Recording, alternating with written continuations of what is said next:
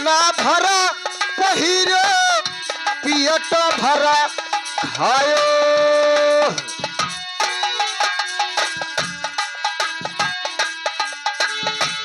पेट भरा खायो पियट भर खायो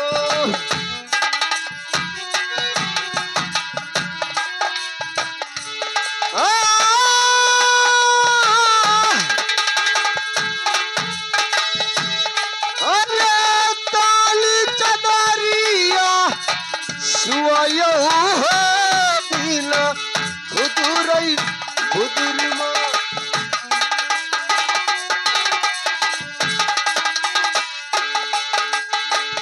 खुदुरई खुदुरमा खुदुरई खुदुरमा कोई दिहो हो दिन खुदुरई खुदुरमा कोई हो दिन खुदुरई खुदुरमा जब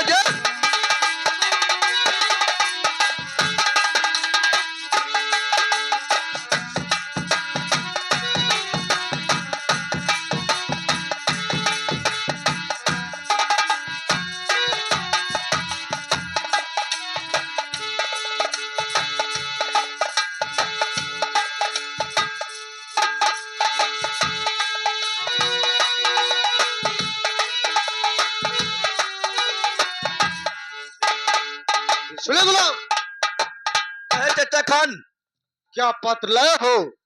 जी हाँ ठीक है जो मैं कहता हूँ उसे लिखिए। ठीक है चचा खान 1 मिनट रुकिए मैं कल बुला ले आऊं। ठीक है गुलाम लेकिन पत्र ऐसा लिखे कि हमारे दोस्त पत्र पाते ही हमारे घर पे आ जाए। झूठा चला यहाँ पर अबे हरामजादे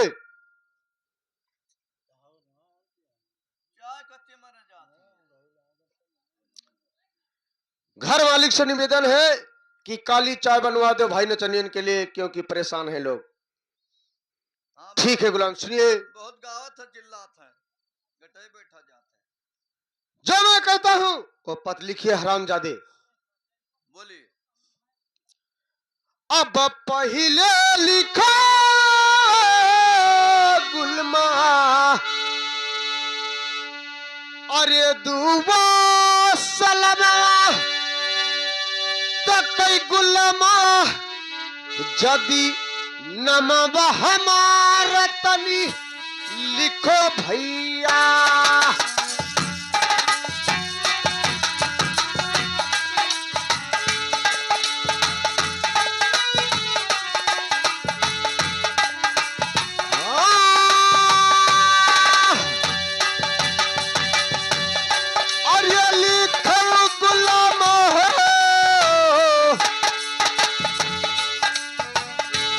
जादी नमवा हमारे तनी लिखो भैया।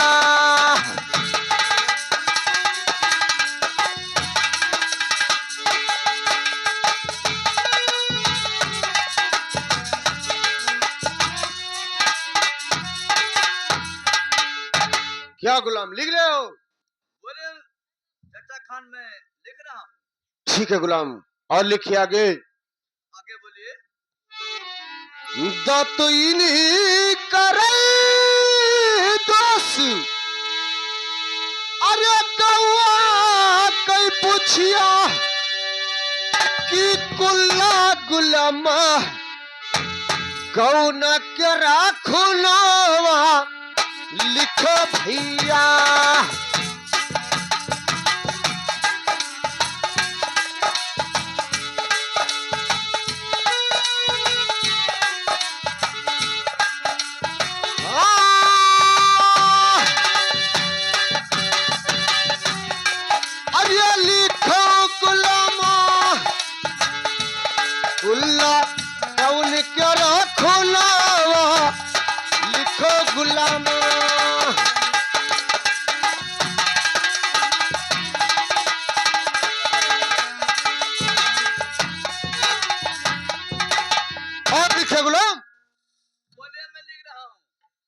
भजना जो करें दोषी अरे गौआ कई मसा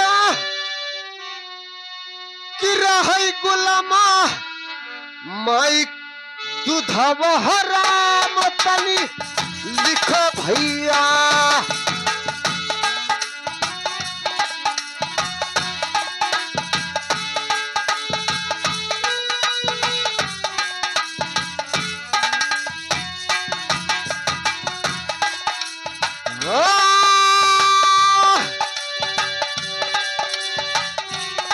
अरे लिखो गुलामा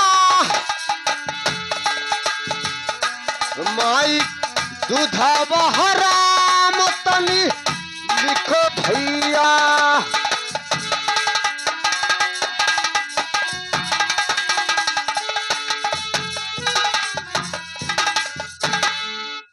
क्या गुलाम, जो मैं कर रहा हूँ लिख रहे हो? जी हाँ। ठीक है, और लिखिए। लेकिन चचा खान इतना गहरी क्यों लिखा रहे हो? अबे हरामजादे, ऐसे नहीं लिखाऊंगा तो हमारे दोस्त आएंगे नहीं। ये बात है। हाँ गुलाम, ठीक है चचा खान। ऐसा पत्र लिखो कि हमारे दोस्त पत्र पाते ही आ जाए। ठीक है, लिखाइए। ठीक है, लिखिए गुलाम। भजना करत होए गुलमा अरे बैठा चौका किया वही दोसवा तनी छोड़ी भजनवा चला आवई भैया।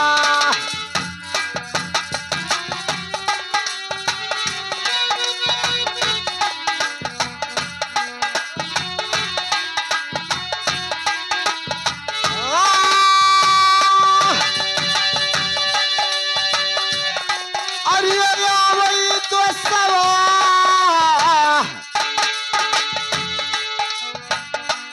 तानी छोड़ी भजनवा चला आवई भैया।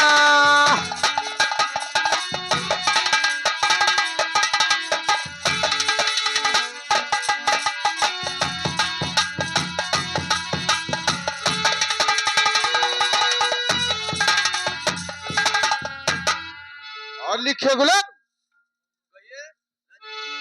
अब सजिया जो सुता दोष अरे अपने औरतिया कई कि लिखो गुलमा बहिनिया क्या रास्ता दिया लिखो भैया।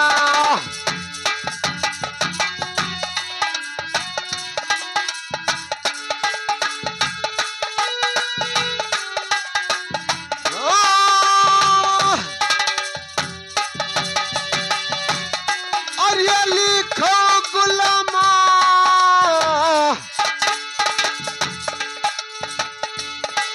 बहिनी आई क्या रास्या दिया लिखो भैया।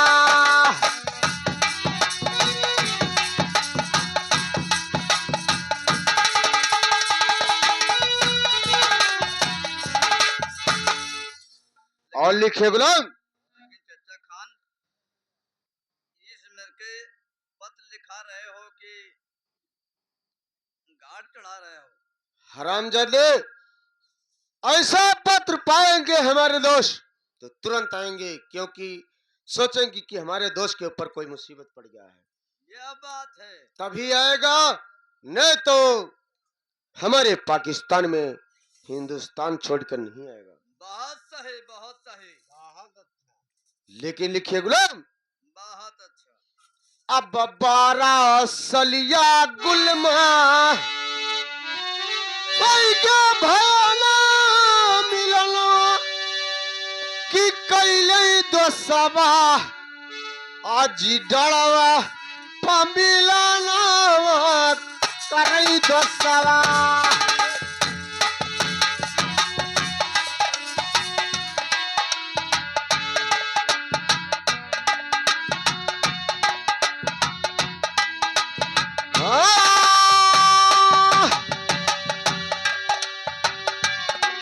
अरे करई भैया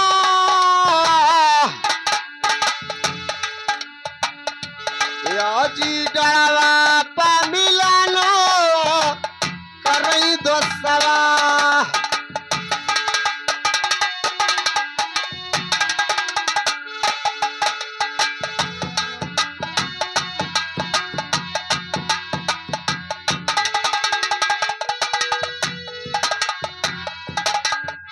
क्या गुलाम?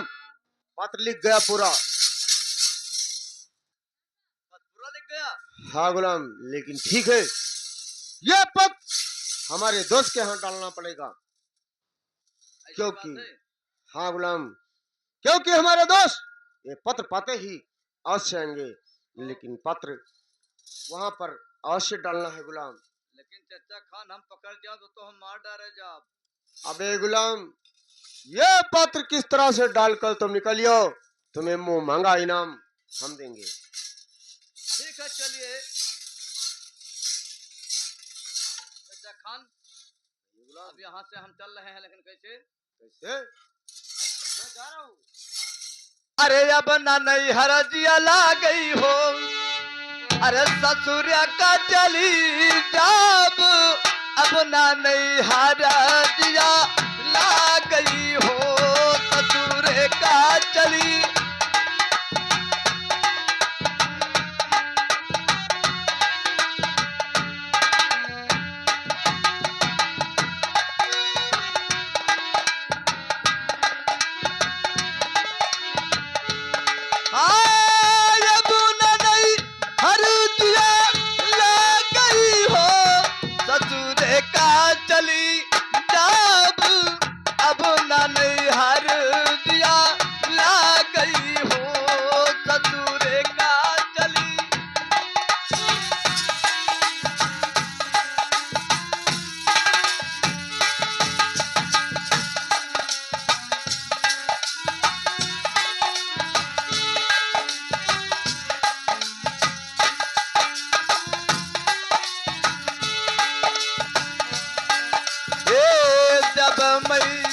रहलू ना तनवा हो सखी, जब मैं रहलू ना तनवा हो, पिया आवई जाई, जब मैं रहलू।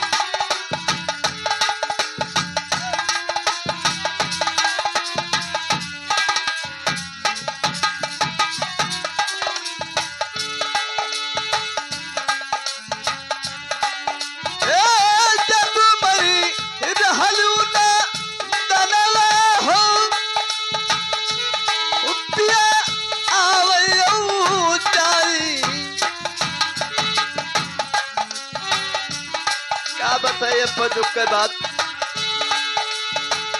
जब मैं भैलू सा यनवा हो सखी, जब मैं भैलू सा यनवा हो, पिया बजे परी देसु, जब मैं भैलू सा।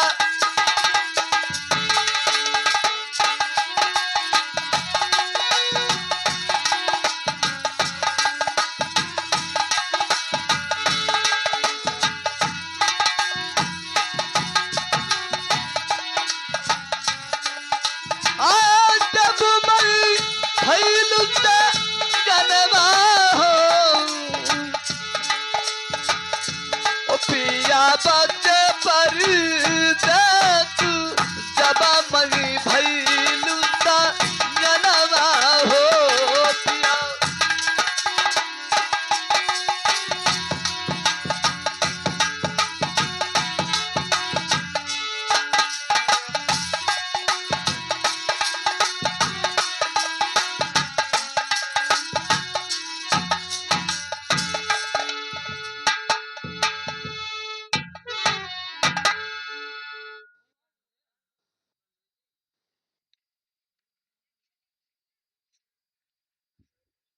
अरे रघुबर संग जाबू अब नया वधमा रह हो रघुबर संग जाबू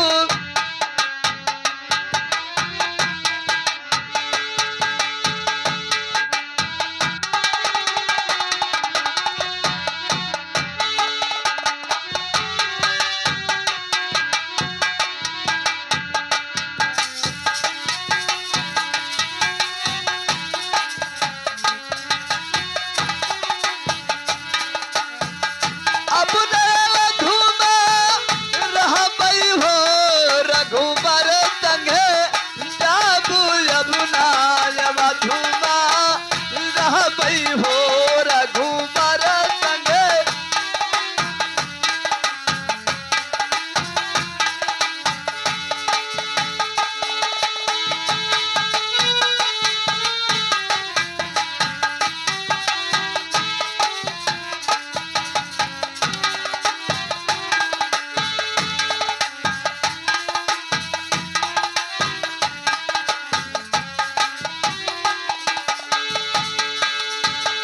जो रघुबर तुहरे भूख लगत है जो रघुबर तुहरे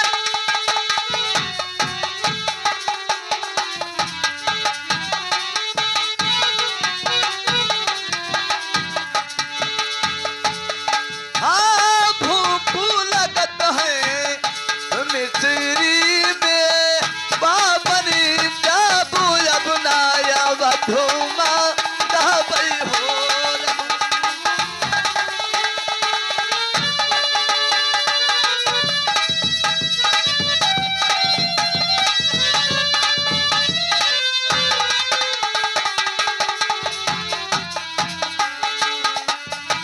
रघुबर संग जाबू अब ना अवधमा रही बई हो रघुबर संग जाबू ये ढोलिया हनुमती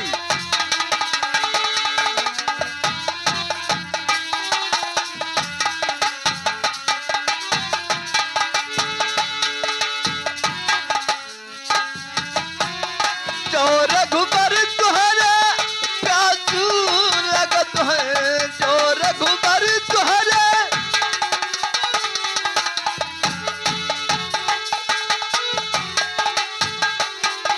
प्यासू लगत है हाँ प्यासू लगत है प्यासू लगत है गंगा जल निर्मनी जाबू जबना अवधमा रही बई हो रघुबर संग जाबू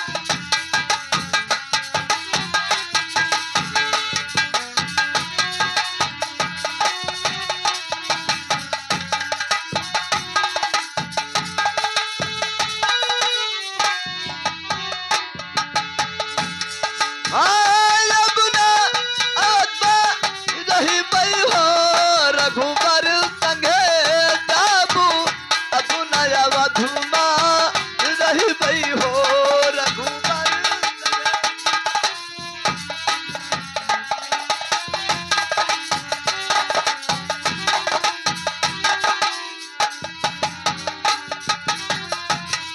ए जो रघुबर तोरे नींद लगत है नींद लगत है हाँ नींद लगत है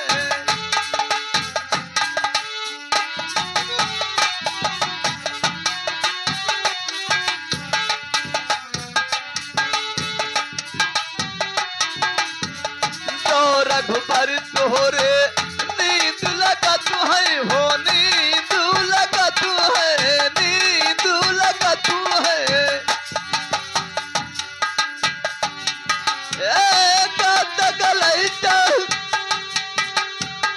सज बन जाब अब नया वधुमा रही बई हो रघुबर संग जाबू अब ना